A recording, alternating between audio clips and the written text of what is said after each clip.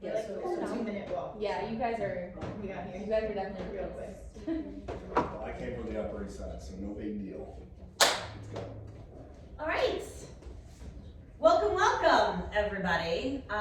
This is quite a treat, and I would say it's a treat for me because I get to be with one of my favorite people in the planet, which is Steve Feinberg. Which doesn't happen often enough. Does not happen often, and this should be something that we want you to walk away with a lot of kind of turnkey.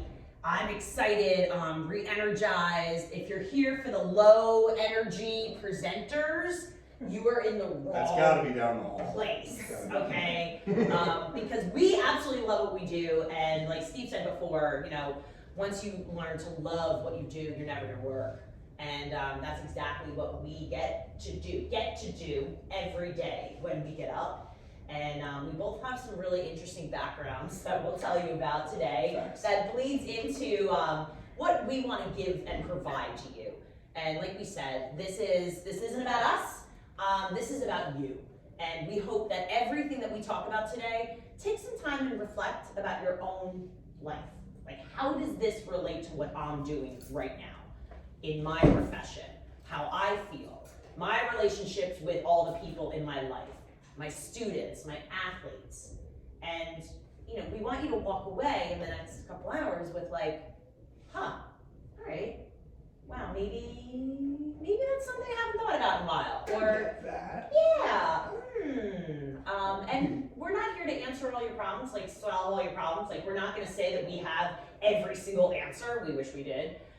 But we definitely have some different ways of thinking that we would really hope you're open to hearing today. So that is that. What do you want to say, sir?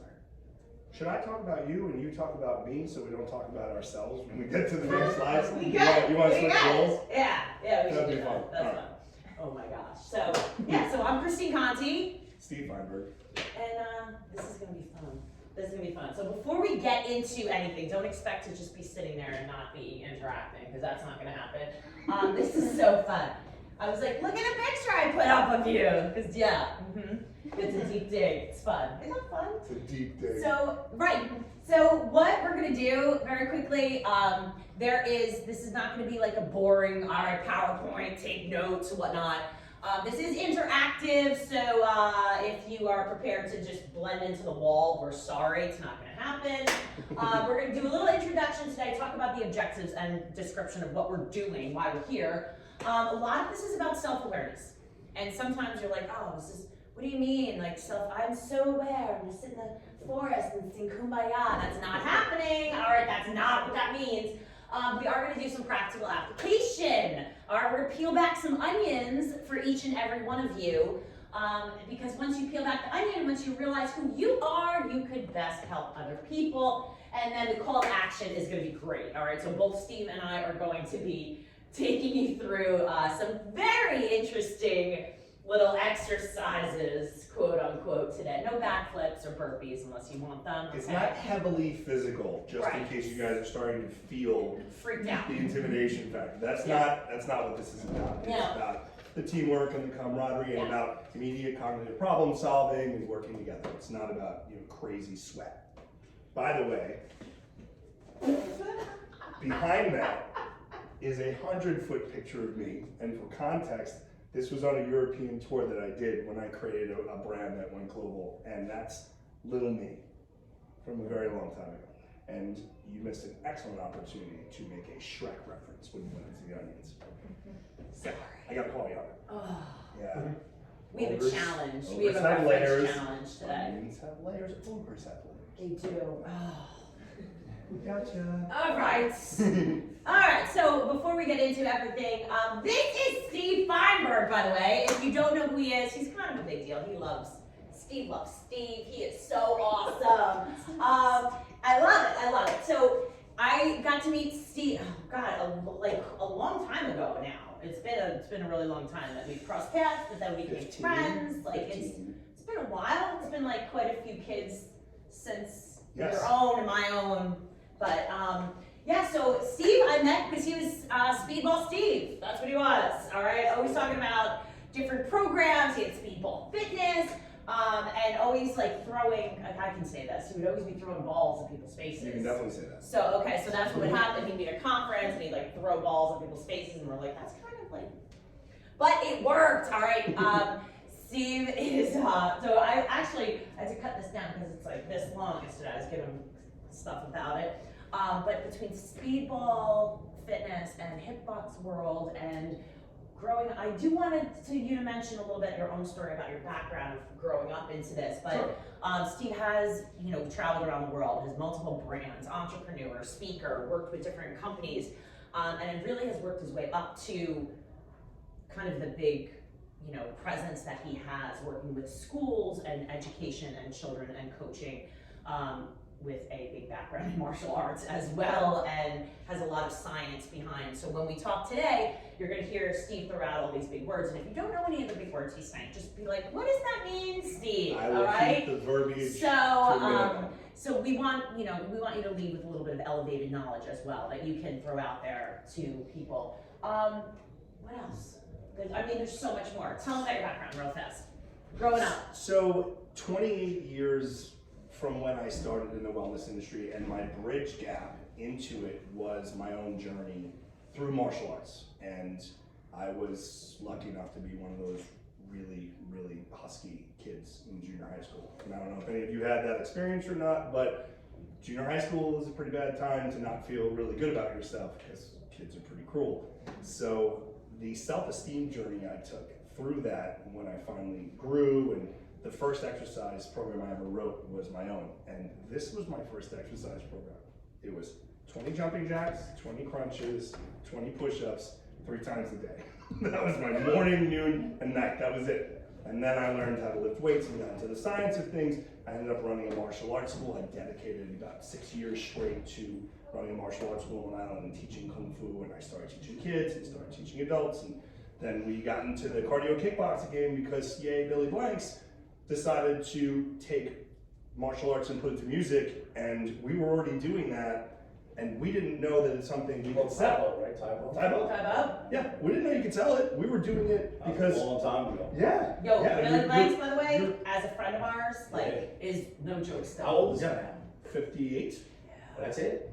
Maybe 60 at this point. I've I've met him a couple times. He's a good Still in dude. good shape? He's in Yeah. great shape, yeah. So that was how I kind of crossed into the mainstream fitness industry, and then I got certified at 20 as a trainer, and fast forward now, it's been a world tour and building brands and meeting people like her on the circuit. We're on the same convention circuit, 8, 9 cities, the same ones each year, different location, same stuff, different hotel basically. Doing presentations for people like yourselves, except they were gym managers, fitness professionals, gym owners, and people in the industry. And that's how I ended up in front of you today. And Christine I met when she was working with a brand called Play Yoga, which is plyometric yoga. So yoga with explosive intervals in between, so you're able to get your stretch on, but also have a high intensity calorie crunching exercise experience. She was working with a couple of friends who created the brand. She was one of their lead educators. She then continued to study the science of wellness as I have, grew as a person, grew as a professional, created programs for arthritis, created programs for the active aging population, for those who have lost motor control and things like facial expressions. And this is how she got more into the medical side while simultaneously going through autoimmune diseases and running a marathon anyway, which put her in Ironman magazine. And she's been an endurance athlete and a fitness presenter for the better part of 15 years that I know her. And that's how we got to know each other and started doing some things together. We were on some industry panels together. We would take each other's sessions just for learning and growth and fun. And that's why we too are here in front of you today through Wellness4Every1 and Directed Energies Partnership. Love it. Add something. Add something. Tell them about you. I'm a former investment banker. I actually taught English and coached and was an English teacher, professor, coach for 16 years after that. And then wound up having different fitness businesses, always had exercise science, was always told by my family that exercise is fun. That's just a hobby, and you could never make a living. So, a couple big awards later, and some best-selling books and podcasts and speaking events and all the things. I just got awarded Ideal World Fitness Professional of the Year last year. So that's a big deal. it's kind of been a journey, and it wasn't overnight. But what I love right now is being able to go back and some of the hardships that I've been through, like he mentioned, I got hit with a pretty bad diagnosis, which I'll tell you about later, when I was 30, and it changed my life, changed my view. And as a former, All-American D1 volleyball player in college, it really put things in perspective of what, even as a coach, as a teacher, as an educator, what fitness and movement means for people and what that does for them. And now, as a guide for Special Olympic athletes, people with autism, we're going to talk a little bit about that later as well, people that think differently and they learn differently, what that means for them. So we bring to you about 45 years of experience with presenting and working with people, and we hope that you walk away from here with some fun ideas. All right, ready? They called your job a hobby too, your family? My mother said to me, and I quote, Yeah. I know you like to play karate.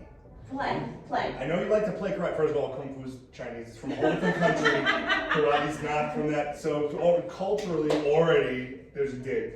I know you like to play karate, but you probably should get, like a regular job in an office where you're not wearing pajamas all day.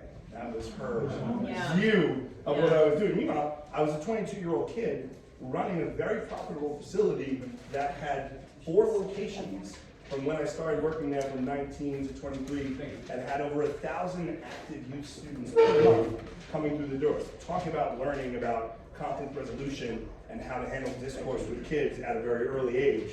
Then that led to summer camps and wellness retreats and all that other stuff. But the bulk of what I'll be bringing to when it comes to conflict resolution and communication with kids comes from a lot of empirical experience, not just stuff that I looked up on Al Gore's interweb. Yes. So what's really important is that whatever it is you love, right, you should be pursuing. And even if someone tells you, like, oh, that's cute, that was what I got in my family. Oh, goodness, that's cute. I like your outfit. Yeah, that's cute. So Right what are you color really gonna outfit. do? What's your real, and these are things that, like, they really affect you as a kid growing up. Like, when people come to you and they're like, I want to be a whatever. Like, all right, we need to be a little bit, supportive, but also in that same respect, realistic. So, with a grain of salt. What did you want to be?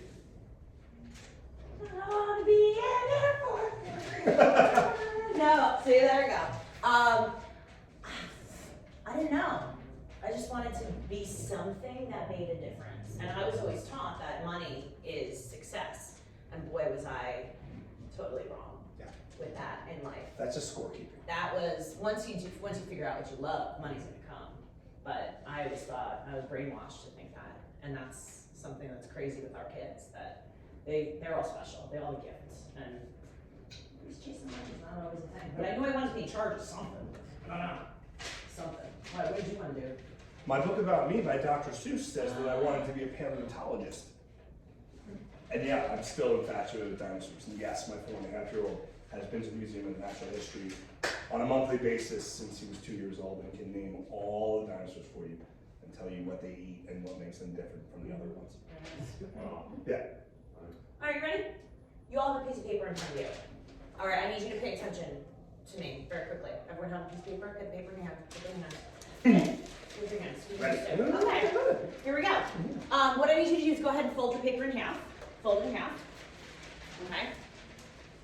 And then fold it in half again. Good. And then fold it in half again. Okay. All right, perfect. And then I need you to rip off one corner. Just a teeny little rip off one corner. Perfect. And then I want you to turn it to your right and rip off another corner. and then turn it to your right again, rip off another corner. Okay. And then rip off the last corner, whatever that is. Perfect. Turn it around a couple times. Good. All right, perfect. Did everyone get it done? Yes? Okay, open it up.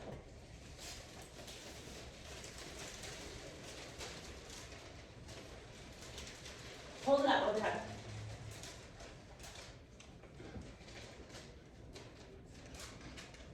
Turn to the person next to you, show it to the person next to you. Okay. Very, very quickly, does yours look exactly like the person's next to you? Yes. Hell no. Nah, you got those. Can you just, Absolutely not. Yours looks like lips. No, I got like lips and 2 eyes. I got like a little thing happening. okay. Here's the deal. I'm not really sure why your papers look different. And I'm a little confused because I thought I was really clear with my directions. I thought I was really clear with my directions. I told you to fold your paper in half, correct? And then I told you to fold it in half again, correct? Then I said to fold it in half again. And then I said to rip the corner off. And then turn it and rip another corner off, right? And then rip another one so that there were 4 rips, 3 folds. You open them up, show me them again. These are not the same. Look around. This is not the same. I gave you very clear directions, yet every single one of you has a different looking paper. Why? Consistent instructions, completely different results. I don't understand. I don't get it. I thought I was clear. You were clear. Why did you not do what I told you to? They should have all been the same. All of them. Let that just kind of sink in. And think about when we give instructions to a group and the entire group gets the same instructions, a whole classroom or a whole team, and yet they all do something different. And we allow ourselves, for some reason, to immediately face frustration or a reaction of discourse, where it is actually the natural way of the universe for that to happen, because there are so many factors involved in taking in instructions and how you react to them. So most of us in here have gone to some sort of educational institution, correct? Education degree, passing, okay? Myself included. I don't know about you, but they teach you a certain way to teach students, right? Or coach. And you can read books, right? The pedagogy all up and down, the do this, say this, do these steps. But when you actually get there, does it always work? No. Here's the best analogy for those who grew up around when we did. Anybody grow up with a Commodore 64 in their house or a Commodore 128? Okay. And back then, you could spend 2 hours making an asterisk bounce if you were willing to write enough C-string programming that said, if this, then that. If C, then, 0.12. The asterisk would move 1 bump for each time. And you finally got to sit back 2 hours later, and it took 3 seconds to go across the screen. Yet you were pleased with yourself. You followed each of these instructions line by line. And this kind of DIY thought process of all of these books on coaching and teaching tend to be C-string programming. If this, then that. If this happens, then that. And it doesn't account for the X factor of, but how will they receive it and how will they react? Because if this works for them, then that, but not for the other 22 people perhaps in the room. It's much more like adaptive AI that we face today than C-string programming. So, Quick question. When you opened up your snowflake, were you kind of happy with it? Were you like, look what I did? Did you accomplish something? Like there was a, look, right? You did something, right? Like, woo! Look what I did! I made something. The first couple minutes we're here. I made something. Good. Okay, think about this.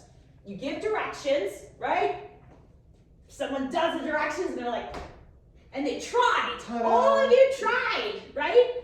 You tried. And now imagine you tried, and I'm like, wow, that was awful. That was terrible. Like, That's none not of you what did I this said. the same. How do you feel? I didn't say, like, I wasn't happy with anybody. Do you realize that? Like, I was like, maybe I wanted it to be yours, or maybe yours. I didn't tell you that either, did I? He likes my lips. Yeah, oh, lovely. Lovely. So there's that component of like, well, now I gave these directions, I gave these instructions, I did what you told, and now you're still not happy. Should I try so hard next time? Or should I try less? Okay, all right, we're doing it, we're doing it, we're going into this. All right, I have to tell you a quick story, and then we're gonna hand this over to Steve in a second. This is a real thing, okay? So I need you to think about this for a second. English teacher, professor, right? Class walks in, professor hands everyone a sheet of paper, kind of like I just did with you. And what happens is that we don't have a big blackboard here, but they put up a screen and there's just a black dot in the middle of this big white screen, black dot. And the professor says, you have 20 minutes to write exactly what you see. And the kids were like, all right, this guy's really like losing his mind, right? Like this is ridiculous. So kids were like, all right, whatever. So they sit down, they start writing, he collects their papers, they go home, the next day comes back and says to them, it's crazy. I've been doing this for like 15, 20 years, and not once did anybody in my classes ever write about what? Any of the space around what it could be, what their imagination could lead it to be, what was going on in the big, beautiful white space. They all focused on the black dots. Every single one of them. And there's two parts to this that Steve and I want you to kind of think about. Is that in life, like I just gave you directions, right? And then I was like, rah, rah, rah. Well, sometimes you can have a wonderful day and one thing goes wrong, right? What do you focus on? The one thing. You're like, oh, like this person did this, or I got cut off on the way home, or I'd drive through Dunkin' Donuts, and if they messed up my coffee, I'd be like, God, my day's wrong, and you let these little things cloud the rest of what you're doing. And sometimes that's the thing that happens to some of our athletes, some of our students. And by the way, before we even talk about your students, what's going on with you? Do you let that affect you, affect your life? Those little tiny things, right? Because that bleeds into what you're doing for the rest of your day. That bleeds into the interactions you have with your students, your athletes, right? And what are we showing them? So aside from that little thing that you're focusing on that's ruining it, there was another part of this, and Steve and I were talking about this yesterday, that not just that black dot, but like that white space of all the good. And when you think about, all right, is this a reflection of me? Am I doing this? Are my students doing this? Are you identifying the people that you're coaching that are doing this? In a game, in the classroom, wherever. And what is it that we can do to get them to see that bigger picture? It's a screen full of possibility and one concrete mark. And somehow that one tiny little mark takes over the narrative for nearly 100% of the people who have ever participated in this exercise. So what we're saying is, we encourage you the same way we encourage kids to tap into the possibility and the hope of it all, and not let one little thing become the narrative of the day, the narrative of the game, the narrative of the classroom.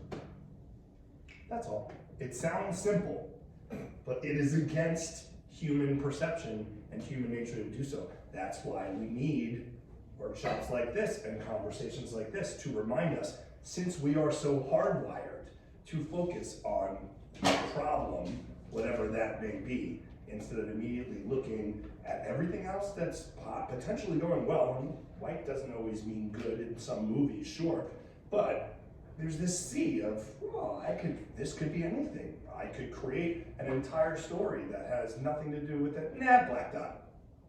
That's what our brain does. Remember how you were just saying before about when you were younger, you were like husky. That word husky, wasn't there like a... It's a terrible word. But why do you remember that? I'll tell you why. Because there was a section of the clothing store called the Husky section, and these sadistic bastards put the Husky section right next to the Little Miss section where all the hot junior high school girls shop for dresses. They literally put them right next to each other. So you had to wander in with your mom, with your head down, looking at your size 38 waist Husky jeans when you're 5'1", and there's like the most popular girl in school in a flower dress spinning for her mother, watching you shop in the big sign, Husky. Like they were raising dogs here. That's how visual it was. So see, because across the store where I was, it was called Pretty Plus. There you go. And I remember it being called Pretty Plus because my mother used to say, you're not Good afternoon, sir. Please excuse this interruption. Mr. Schomburg, please contact the main office. Mr. Schomburg, please contact the main office. Thank you. Good luck, Mr. Schomburg. But it was more like the announcement being like, hi, Pretty Plus section is over here. Yeah. Oh, you girl, you're in the wrong place. Spotlights, Over here. flashing Over neons. here.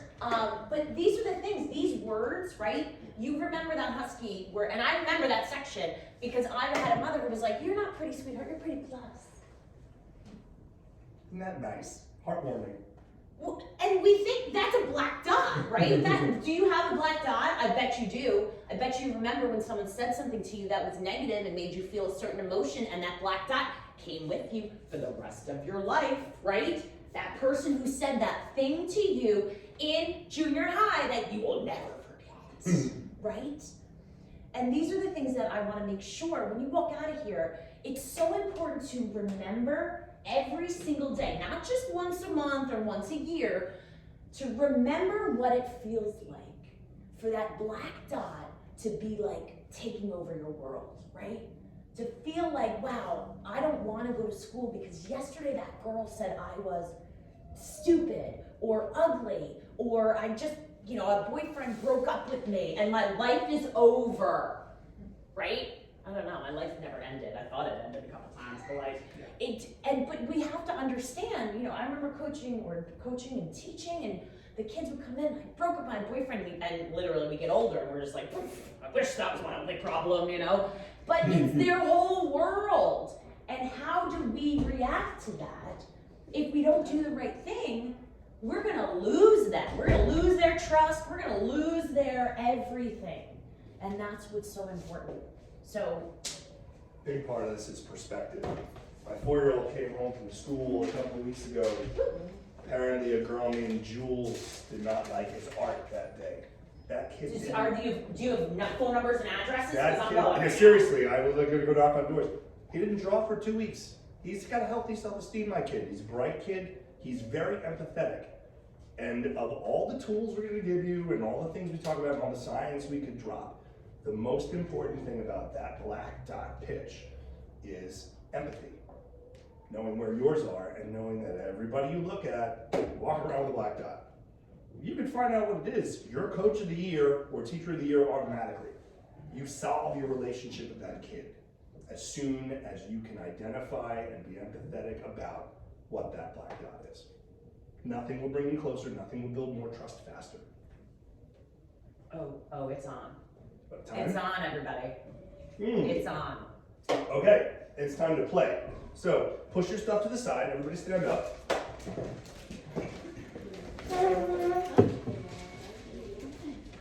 These are really simple drills that have nothing to do with sports, that you should be able to do with each other and that you'll then be able to do with your classrooms and your teams. It's about quick cognitive use, working together as a team. So, what you see are just some guidelines here. Okay, we're talking about using and losing different senses in order to create an experience. So the first thing I want you guys to do, you can use all your senses, okay? And we're gonna step back and we want you, as quickly as you can, to arrange yourself in the letter Z in this room. Go. Everybody make a Z. Oh. Talk to each other. Bird in one direction. So here, and then go that way. Complex this is for Adults with that. So more here. You gotta have some the end. here. They gotta be sharp. Yeah. And then the one comes this way. You gotta have You more have to people. go like than we are. straight, diagonal, and then Yeah, we straight. should have 5 on that side. Something That way It also it matches. depends, wait, in terms of, this has a. What Z? So what How kind do of you- Z is the Z code, whether it's not. I think that's the top. Yeah, we need That's people the top. on that side. It's the bottom. No, because then that would be You other can way. go 5, 5. Yeah. Yeah, that's the top. This is the top. This is the top. Wow. Guys, so this is the top of the So Z. we have to flip. She just said this is the top. This is right. She just I said. was wrong. Either way. Look, there's a either Z way, right there, it's that's not on the the Z. bottom. Right there. The Z right here, let's follow it, right now. We just need. 1, 2, 3, 4, and then go this way, and then there you go. No, but I'm saying, since it's 14 of us, we could do 5, 5, Yeah. and then 4 in the middle. I think we're good. I'll go with this. I'll call this a Z. I'll go with a Z on this. Good. Okay. What are some of the tools you used? Well, you use movement, obviously, because you have to arrange stuff. Stay right where you are. Visuals? Some of you, yeah, visuals. That was a very good call. Had you done that in the first 10 seconds, had you said picture a Z and let's get in one, who's going to start at the top, who's going to start at the bottom? Somebody had given that those kind of leadership instructions, you've been in Z in 20 seconds, probably look more like 2.5 minutes. We'll have the recording, so it'll tell us how long, right? Hand gestures, you started stating intentions and communicating, so that was good. But look, room full of adults, master's degrees, bachelor's degrees, 2 minutes to make a Z, something to think about, right? Something to think about when you give these drills to your kids. Now, don't be surprised if your students do this much faster than you did. One would think that that wouldn't be the case because you're so much smarter. You have so much more life experience and you're so much older. But remember, they have X amount of things to be worried about right now, and they are in more of an executive state more often than you are because of a lower degree of stress. So they can just execute. They're masters, kids are masters of executing. If you give them, the more things you give them where they have to communicate, state intentions, use movement, model, and visuals, the more times you do that, imagine how much faster they run routes, how much better their passing game is, how they call each other out and get to the hoop, how much easier it is for them to cross over and get goalie out of position. All those things. When you have group projects in small groups in the classroom in school, how much quicker they'll solve for X, how much faster they'll get things done because they'll have these tools. Doing these things with them are great. Now everybody step back towards the edges of the room. Now we'll play with senses a little bit. Excellent. Yay! Okay, we'll start with a fairly easy one, okay? So, make yourself into, all of you, into a rhombus. No talking. Ready? No talking. No talking. Just hand gestures and point and what, I'm not gonna help you stop. And everybody knows what a rhombus is shaped like? Oh, okay. Cool. A rhombus is shaped like so. It's a rectangle on an angle. Okay. Parallel lines. Like a parallelogram. Rhombus. Yeah. Ready? Go. No talking. No talking.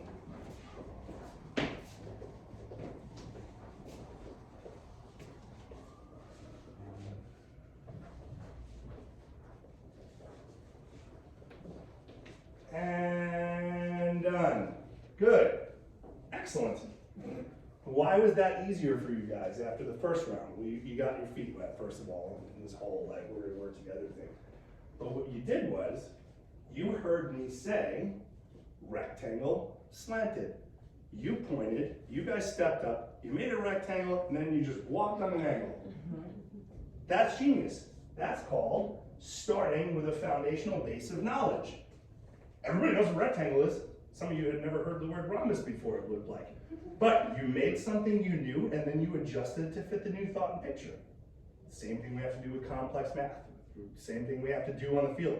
It all translates. You take the part that you know, you solve the part that you know, and then you do the part that you didn't. You build off of foundational basis. This is the way we can teach things, part, whole teaching. The way we do in fitness. When we build 64 count choreographical combinations, 245 beats a minute. We teach this part, we teach that part, we put it together, we add this, progressive learning mode. Then we take that part, we add it to that. Then we do these next two things, put those together, then we take that little piece, which we could put in parentheses if you're thinking in equations and math, and the rest of this, and we put all that together. And in 40 minutes, you would be surprised at what a group of humans doing complex movement stuff can do for 128 beats. It's like 90 seconds of music. It's like we just taught a musical in 45 minutes. Sounds difficult. If you were to walk by at the end of a class, you would think, if you came by one of my classes, you'd think we rehearsed for months. We didn't. We did it in 35 minutes. But if you were to walk by in the first 15 minutes after the warm-up, you would see slow, fast, rehearse, perform, new thing. Slow, fast, rehearse, perform, put 1 and 2 together. Introduce 3. Slow, fast, rehearse, perform, put together. It translates to every aspect of life. Now take another step back to the edges. Okay. So, you over there for me. Christine, you want to play? Sure. Okay. All right, close your eyes. You may talk. You may move. You have to manage to connect hands, get towards each other, create a circle, and then turn that circle into a square with your eyes closed, okay? So, you can chat all you want, close your eyes, okay? Got my hand out. Without breaking the bonds that you build. Once you're holding someone's hand, There we go. you may not let go of someone's hand. Now start talking to each other. Make noise. Yeah, I'm sorry. Once you got a hand, you can't let go. If your hand, you better start talking if your hand's open. I'm looking one more hand. Yes. If you were, And I hear you. yeah, No. Anyone else? No. we're holding hands, everyone right here. Everyone have a hand? Yeah. Yes. So, Square. the square, so we need the So four people corners. Whoever can be the four So corners. rhombus. Rhombus, right, no, he's got a Make it square. rhombus. I can see it for I'm gonna. Make it square. I'm gonna be one of the corners. There's I'm the 3 of corner. us I know We're at least. straight. that- You're I'm corner? the corner. Alright, so he's cornered, I'm number 1, next to him, you're number 2, number 3, number 4, and then that's gonna be the corner. So who's at the corner, number Me. 4 after you? Me. Who's that? Bloom. Bloom? So then after Bloom, there's gonna be the next straight line on the side, and it's gonna be like 3 or 4 down. So Bloom, you're a corner, right? Yep. And you're the corner, what's your Yeah, name? the money. The man is the corner, so we have 2 corners on this side. So after Bloom, Who's after Bloom? I don't know. Sim, Lagares, Yeah, the guy. and then Alvarez. Alvarez, so you're that corner, Alvarez, and then the top.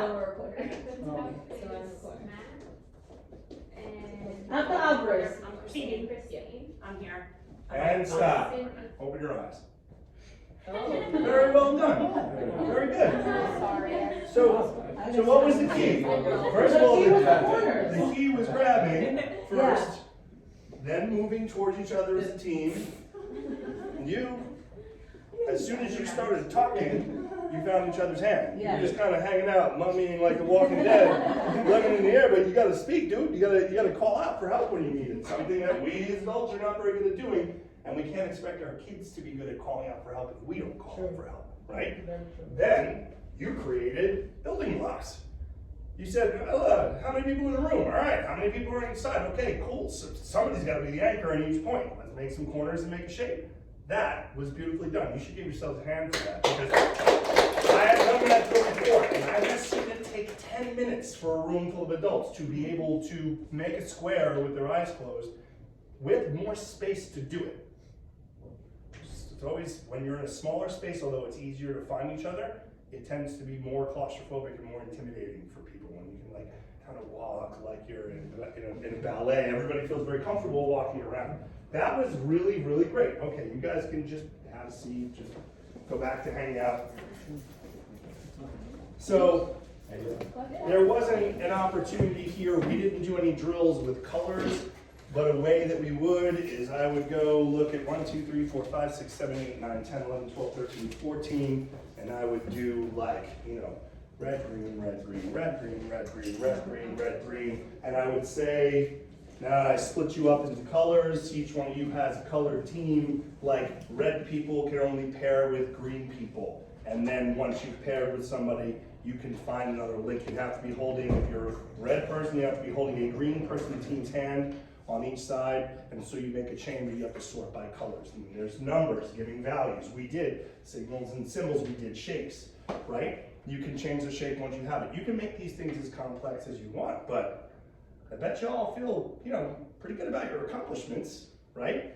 And these are the kind of things that build trust and cohesiveness in group. And that is my time on this subject. What do you think? I'm gonna throw in one What'd you more add? thing. Do it. One more thing to what you were talking about with the colors and the Mhm. signals. Something that's really great, especially when it could be the beginning of a practice. It could be people are just kind of their minds are wandering to try and get things back into focus. And I'll say to people, all right, listen, we're gonna do a warm up today, and when I say blue, jumping jacks. When I say red, hit the ground. When I say green, I want you to do sit-ups. When I say yellow, I want you to sprint. And that's it. I want you to I want you to memorize those things. And it really helps because it gets people like, all right, what are you doing? And am I doing the wrong thing? It's almost like a Simon Says, right? It's like Simon says this, Simon says that. And if you do this right now, ready? If I say red, put your right hand up. If I say green, put your left hand up. Ready?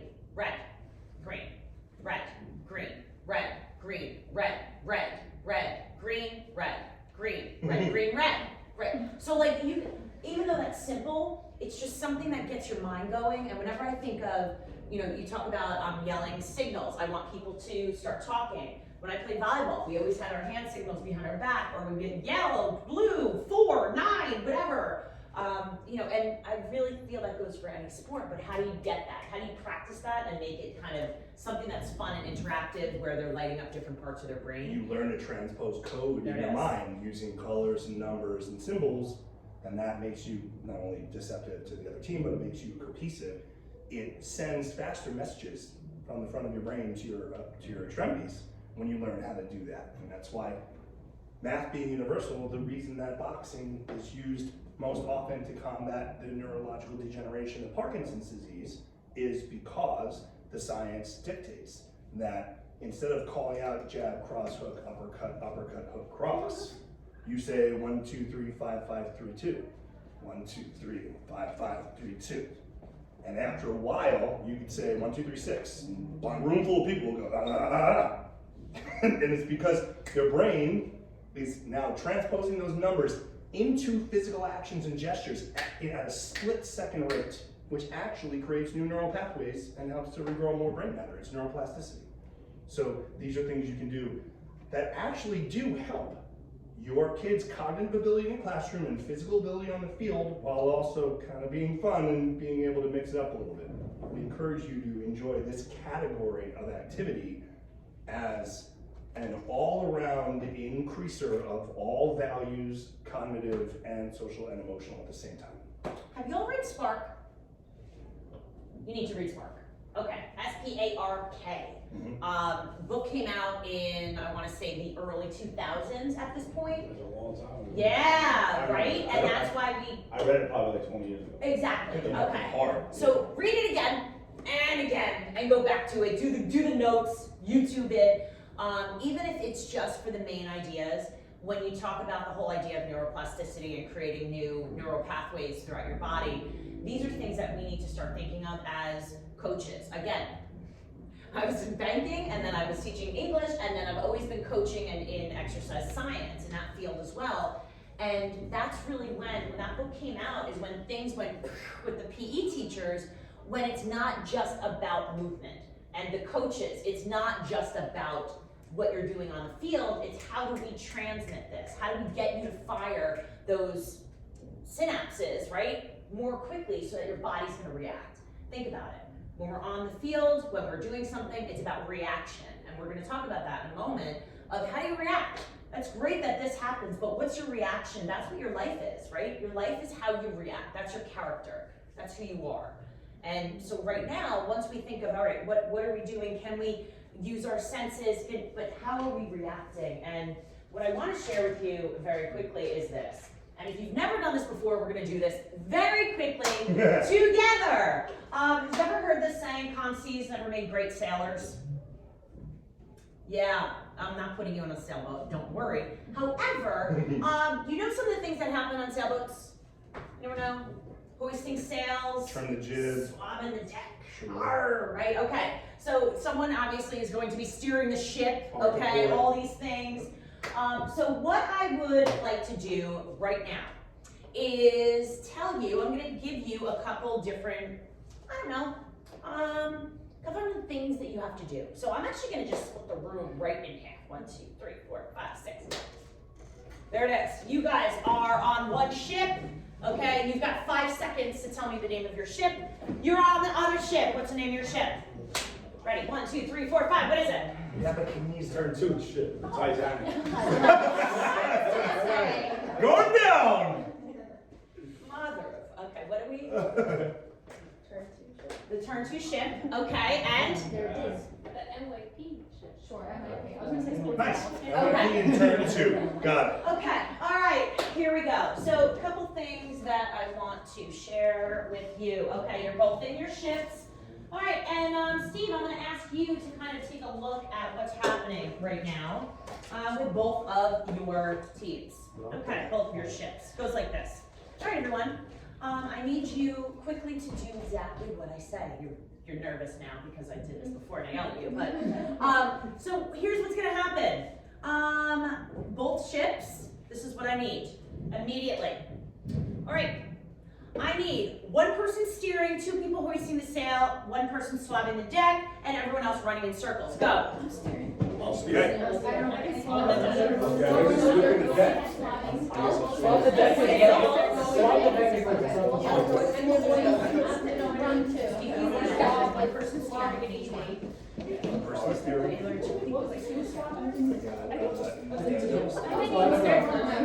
I think we just did those. Swabbing the deck. 1 person is swabbing. All right, you can stop. Okay, all right. Okay, that was interesting. All right, next up, I need 1 person seasick, 1 person singing a sailing song, 1 person thinking they're a pirate, and everyone else is looking out of binoculars. Wait, the people looking at the next one, who's the other one? Who's the other one? Singing a song. Oh, You gotta sing that song before, right? Gotta sing something. I wanna hear the song.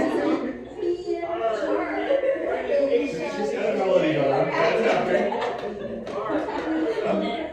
Yeah, it's happening. All right, okay, good. All There's a right, pirate. perfect. All right, this time, I need everybody to think about this right now. I need 1 captain, 1 first mate, 1 second mate, 1 third mate, and a deckhand. Third. Deckhand. Second, third. Captain, first, second, third, deckhand, and I think you have an extra, right? I think it's 2 extra. 2 extra, both of you. Three. Can I put in first? Yes. Second and third. Deckhand. I don't know what, I don't know. So I need a captain, just know who you are. Oh. Like the rock says, just know your role. Just know your role. Know your role. There it is. All right, captain, raise your hand. First mate, raise your hand. Second mate, raise your hand. Third mate, raise your hand. All right, deckhand, raise your hand. And then I got 2 cooks. You guys have no second mate? Oh, Are you ready? Everyone knows who they are? third mate, yes. Okay. Captain, you are stealing. You are steering. First mate, second mate, third mate, hoist sail. I need the deckhand swabbing the deck, and then the cook. You guys are cooking. Why don't you guys cook? Yeah. So I think you should cook. Yes. Let them cook. Let them cook. Let them eat, kids. Oh, good. All right, Captain. You are now seasick. First, second, third mate. You are now thinking you're a pirate. The cooks now are looking over binoculars. Wait, what call? You don't have to. I'm not gonna worry about And it. everybody else is running in circles. Circles, let's go. Little circles. Like interview. Where's my wooden stack? All right, you can relax. Do go on. It's You most can interesting. relax, sit down. What in the heck just happened is all I have to say. What did she just make us do? Actually, pretty Pretty cohesive. good. Yeah. Pretty good. Okay, so here's the deal. First of all, you both have ships. When you're on a ship, don't you want to not sink? Right? Don't you want to be safe? Good place to start. Right? Okay, so here's the deal. I put you into ships. I'm like, oh, give us a name, right? Well, I want you to think of like, well, what's your goal? What's the goal of your ship? Like, if you're a team, right? If you're a baseball team or a basketball team, what's your goal, right? Your goal is to play that game. You're on a ship. You're gonna sail that ship. It's your goal. The first thing you have to think of is your goal, right? So let's sail the ship and keep everyone safe. And in order to do that, we all needed to have roles, right? The first time we did this, I didn't give you roles. Did you realize that? I just said, you're on the ship, like have a couple people do this, and then you had to, did you hear them? They were all like, okay, well, I'm gonna be this, and then you be that, and who's this? And there was a bunch of people running around over here. There's, and then we forgot about the singer, so there was a lot of confusion because there weren't roles, right? So it actually took longer because there weren't roles, and who does what? That took time to, who's doing this, and I forgot about this. Like, you can't be on a ship and forget to hoist the sail. You can't be on the ship and be like, wait, who's steering? Huh? What? We can't have this. And what, this takeaway, does everyone on your team, if you're a coach, does every single person on your team have a role that's clear? Because what we want you to think of is a role and a position are two different things. Whoa! Let that sink in for a second. A role and a position. Now, what's interesting is that as a coach, I remember I would have my teams at the beginning of the season, and I'd sit down with my athlete and say, I see you as, I really need this position. I need a setter on my volleyball team. I really see you as filling the setting position. Totally different conversation than saying, I see you as the setter, but I see your role as a leader on the court.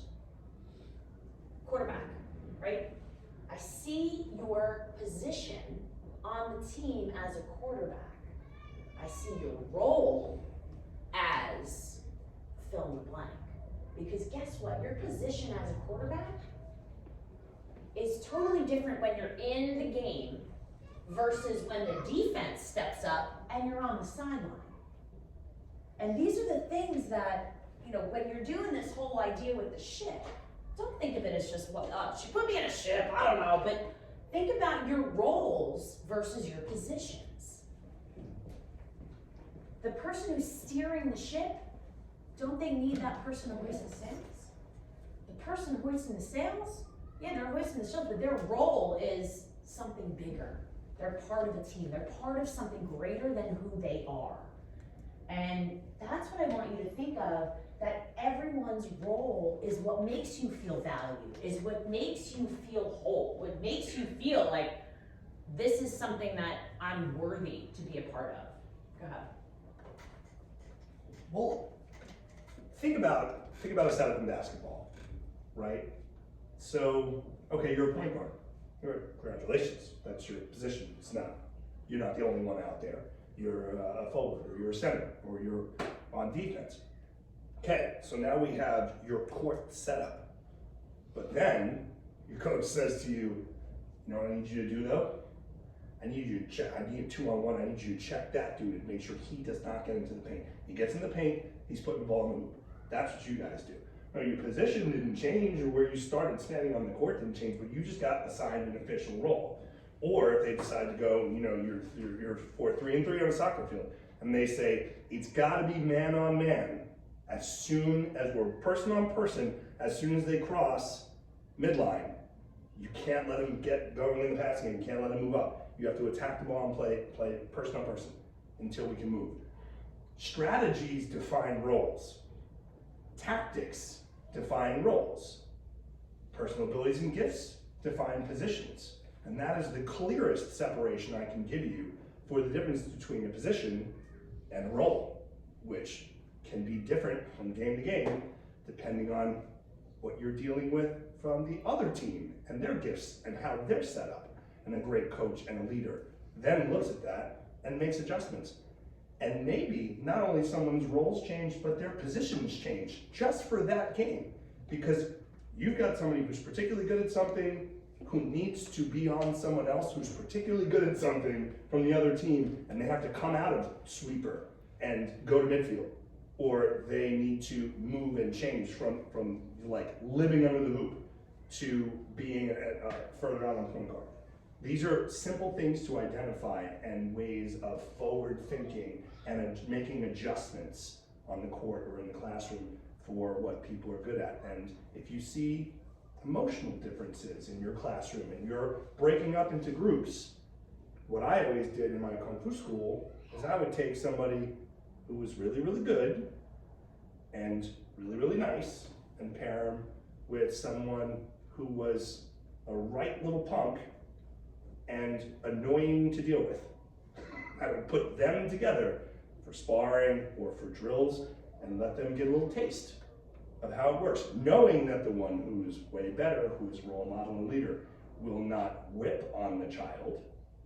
They'll restrain themselves because they have empathy, but they also won't take crap and will help them know their role in the room and their rank and get back in line. Or you take a kid who's struggling and a little less popular, and you ask somebody who is well-liked and popular to partner with them for something, even if it wouldn't be their choice. And you say, can you do me this favor? I know you'd pick somebody else. I know you wouldn't partner with this person. I know your best friend Georgina is right there. I get it. But can you just do these labs with Nikki? Because I think it would be good for Nikki, and if it's good for Nikki, it's good for the classroom, it's good for the classroom, it's good for you. The collective we and the civic responsibility of it all, and the interpersonal and social learning aspect, growing into that level of maturity. Now, that's not popular Jenny's job. You know, that's not her position. Her position is queen bee in the classroom, but you're giving her a role that's going to be helpful for the greater good, like when they made me square dance in gym class with the hottest, most popular girl in the grade. Not comfortable at first. We kind of ended up being friends. Never talked to each other outside the square dancing, but there was a nod and a smile in the hallway from now on, and there was less weirdness in the classroom.